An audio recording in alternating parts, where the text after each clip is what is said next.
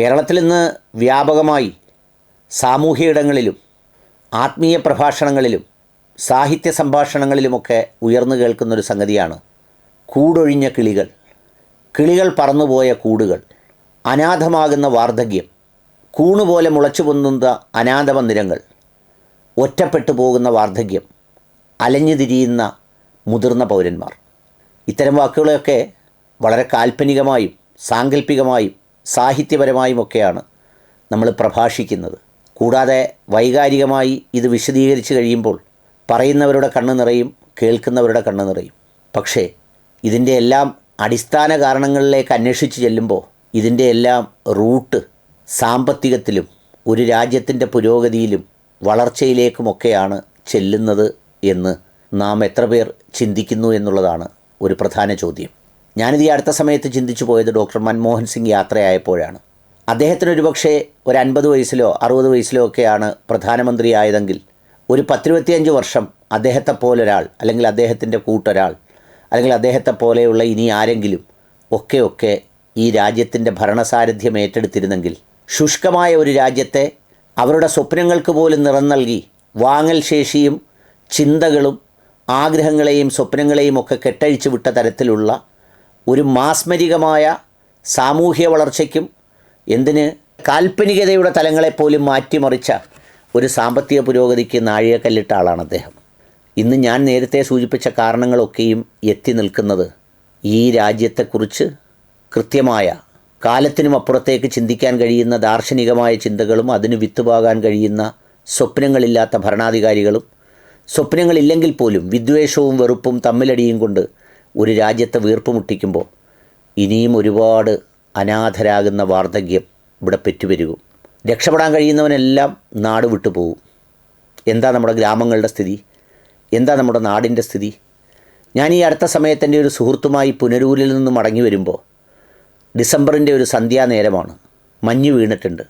ഒരു വീടിൻ്റെ ഗേറ്റിന് മുന്നിൽ പടുവൃദ്ധരായ 2 പേർ കാറ് നിർത്തി ചോദിച്ചപ്പോൾ ആരോ രാത്രി കൂട്ടുകിടക്കാൻ വരുന്ന എല്ലാവരും എവിടെയൊക്കെയോ ആയിപ്പോയ വൃദ്ധരായ 2 പേരാണ്. അത് ഒരു വീട്ടിലല്ല, ഇന്ന് 10,000-കണക്കിന് വീടുകളിലെ അവസ്ഥ അതാണ്.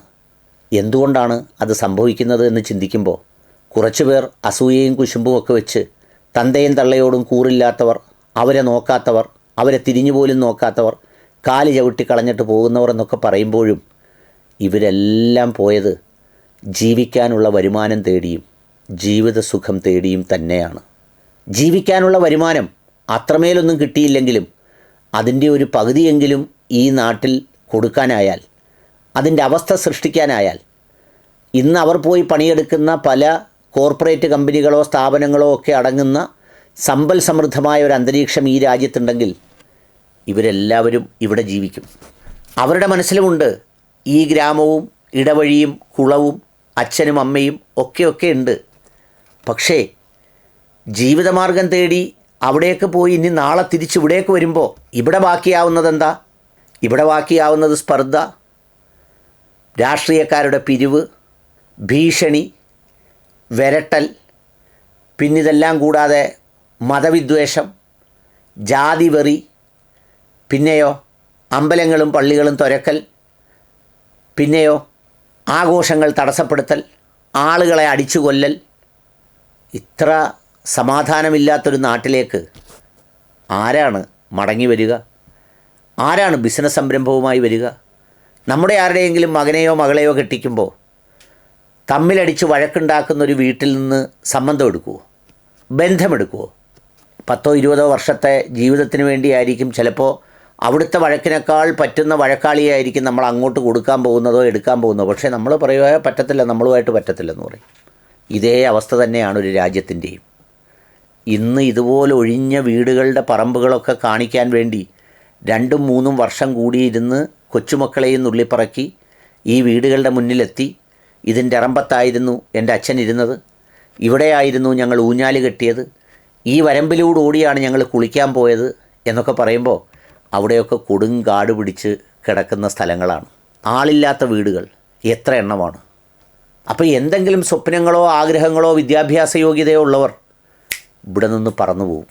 ഇനി ലോകത്തിൻ്റെ വിപണിയൊക്കെ തുറക്കുമ്പോൾ, ഇപ്പോൾ സൗദി അറേബ്യയിൽ വലിയ മാറ്റം വരാൻ പോകുന്നു, 2030, 40, 50 ആകുമ്പോൾ വരാൻ പോകുന്നു എന്ന് പറയുമ്പോൾ അവർക്കും വേണം വിദ്യാഭ്യാസമുള്ളവരെ. പക്ഷേ ആ വിദ്യാഭ്യാസമുള്ളവരെ ഇവിടെ ഉപയോഗിക്കാൻ, അങ്ങനെ ഉപയോഗിക്കുന്നതിലൂടെ രാജ്യത്തിൻ്റെ പുരോഗതി മാത്രമല്ല, ഇതുപോലെ അനാഥമായി പോകുന്ന വാർദ്ധക്യവും ആരും തിരിഞ്ഞു നോക്കാനില്ലാത്ത മനുഷ്യരുടെയും വിലാപങ്ങളും ദുഃഖങ്ങളും കണ്ണീരുമൊക്കെ പെയ്തിറങ്ങുന്നൊരവസ്ഥ. നമ്മുടെ ഗിരീഷ് പുത്തഞ്ചേരി എഴുതിയതുപോലെ അമ്മ മഴക്കാറിന് കണ്ണിറഞ്ഞു, ആ കണ്ണീരിൽ ഞാൻ അലിഞ്ഞു എന്ന് പറയുന്നത് പോലെ ഒരമ്മ മഴക്കാറ് പോലെ പെയ്തിറങ്ങുന്ന മാതൃത്വത്തിൻ്റെ ദുഃഖത്തിനെല്ലാം കാരണം ഈ രാജ്യത്തെ വികസനമില്ലായ്മയാണ്, വിദ്വേഷമാണ്, വെറുപ്പാണ്, മുന്നോട്ട് കൊണ്ടുപോകാൻ കഴിയാത്ത അവസ്ഥയാണ്. ഒരു പ്രസ്താവനയും പ്രഭാഷണവും നടത്തിയില്ല ഡോക്ടർ മൻമോഹൻ സിംഗ്. ഞാൻ നേടി, ഞാൻ വളർത്തി എന്നൊക്കെ പറഞ്ഞ്. ഇന്നെല്ലാ ദിവസവും പ്രസ്താവന മാത്രമാണ്. അമേരിക്കയും റഷ്യയും കഴിഞ്ഞാൽ ഏറ്റവും വലിയ എക്കോണമിയായി നമ്മൾ മാറും. ആര് മാറാൻ? ആരെവിടെ എത്താൻ? ഇവിടെ നിന്ന് ഫ്ലൈറ്റിൽ പറന്നുകൊണ്ടേയിരിക്കുകയാണ്. നാളെ ഏതെങ്കിലും രാജ്യങ്ങൾ ഇന്ന ക്വാളിഫിക്കേഷൻകാരെയാണ് വേണ്ടത് എന്ന് പറഞ്ഞാൽ അതിന് പോകാൻ മാത്രം പഠിക്കാൻ തയ്യാറായി ലക്ഷങ്ങളും കോടികളും ഈ രാജ്യത്ത് നിൽക്കുകയാണ്.